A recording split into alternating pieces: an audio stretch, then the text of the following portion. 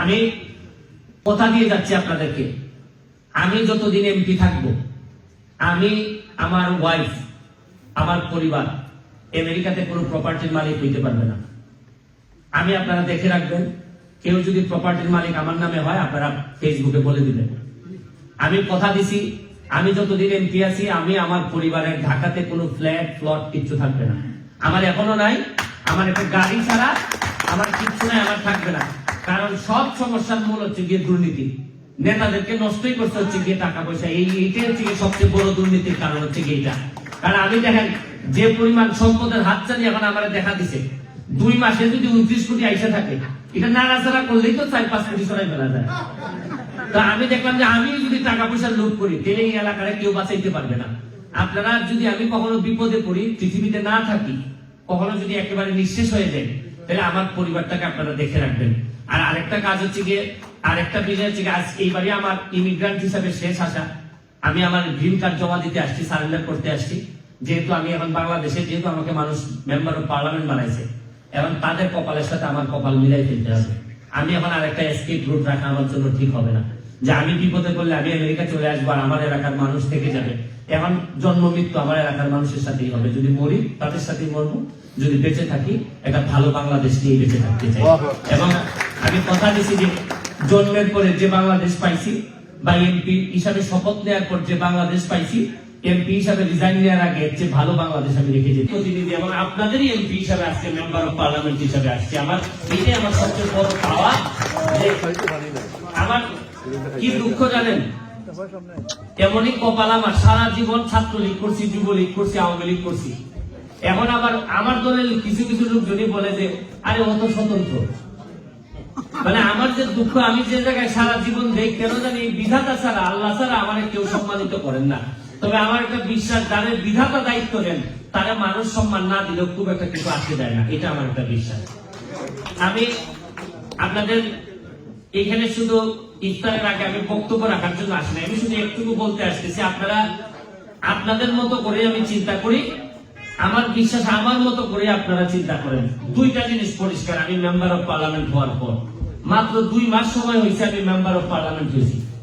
আপনারা কি জানেন আমার এলাকার মানুষ, আমি জানি না আপনার এলাকার মানুষের কি অবস্থা। আমি 29 কোটি টাকা পাইছি মাত্র 2 মাসে বরাদ্দ। এবং আশ্চর্য বিষয় হচ্ছে আমার এলাকার লোক বিশ্বাসই করে না, কারণ গত 50 বছরে কোন এমপি বলেন নাই যে তারা 29 কোটি টাকা বা 20 কোটি টাকা 25 কোটি টাকা পাইছে। আমি আশ্চর্য যে এইটাকে আমার বাপের টাকা, এটা তো মানুষের টাকা। মানে লুকালুকিটা কখন হয়, যখন মাইরা দেওয়ার ধান্দা হয়। নাইলে আমারে দিছে রাষ্ট্র, আমারে টাকা দিছে, শেখ হাসিনা সরকার আমারে টাকা দিছে, এই টাকা আমার জনগণের টাকা, আমার 6.5 লক্ষ মানুষের জন্য টাকা। এই টাকা আমি প্রতিটা পাই পাই করে হিসাব দিব। এবং আপনারা দেখেন, আপনারা আমেরিকাতে বসে আমেরিকান পলিটিশিয়ান যারা আছেন তাদের ব্যাপারে কিন্তু আপনারা সুনাম করেন, যে দেখেন আমেরিকান পলিটিশিয়ানরা এই সামান্য একটু এলিগেশন আসলেই তারা রিজাইন করে, কোন তহবিল তসরুপের কোন ঘটনা নাই, এরা খুবই মাটির মানুষ। আমি বিশ্বাস করতে চাই, আমি আপনাদের সামনে একটা এক্সাম্পল তৈরি করতে চাই, শুনেন। আমেরিকান পলিটিশিয়ানদেরও তো পলিটিক্স এর পাশাপাশি এদের পার্সোনাল বলে, লাইফ বলে কিছু থাকে।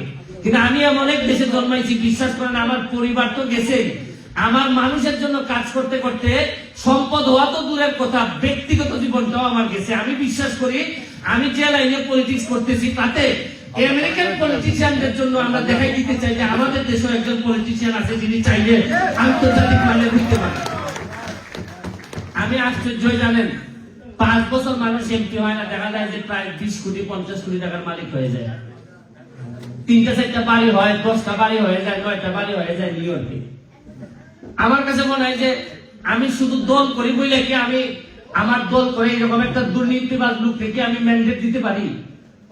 আমার যদি ব্যক্তি থেকে যদি দল বড় হয়, দলের চেয়ে যদি দেশ বড় হয়, দেশের স্বার্থে যদি আমি দেখি আমার কোন লোক আমার নিজের দলেরই যদি দেখি দুর্নীতিবাদ, আমি বিশ্বাস করি যে আমাকে অনেকে মনে করেন যে দুর্নীতির প্রতিবাদ করতে গিয়ে আমি নমিনেশন পাই নাই। আমি বিশ্বাস করি এবং আমি আপনাদেরকে কথা দিয়ে যাচ্ছি, এই প্রতিবাদ আমি চালাই যাব, তাতে কি আমাদের আগের দিনও যদি নমিনেশন না পাই তাও আমার কোনো অসুবিধা হবে না। এবং আমি আরেকটা কাজ করে যাচ্ছি, আরে এমপি তো হয়েছে মাত্র একটা কনস্টিটিউয়েন্সি, মাধবপুর চুনারঘাট। আমি যেভাবে কাজ করে যাচ্ছি আপনারা দোয়া করেন, যদি আমি 5 বছর আর খালি বাঁচি, বেশিরভাগ এমপিদের উপর প্রেসার করবে যে ব্যারিস্টার সুমন যদি করতে পারে আপনারা পারবেন না।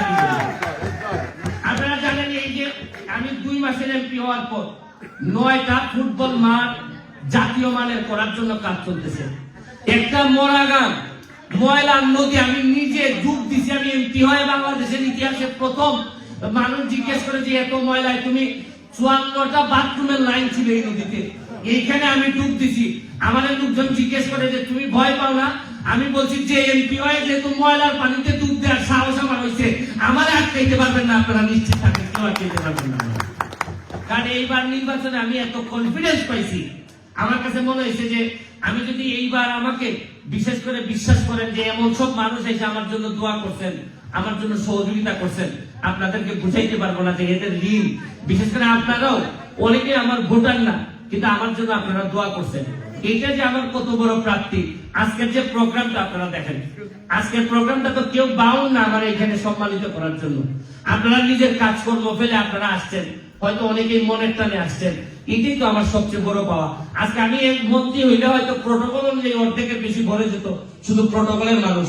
আপনারা তো কেউ এখানে প্রোটোকল প্রোটেকশন দিতে আসেন নাই, মন থেকে আপনারা আসছেন, এটাই আমার সবচেয়ে বড় পাওয়া। আমি আপনাদেরকে কৃতজ্ঞতা জানাচ্ছি।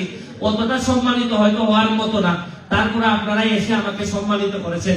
বিশেষ করে আমি যার কথা না বললেই নয়, আমি মজুমদার ভাইয়ের কথা বলতেই হয়।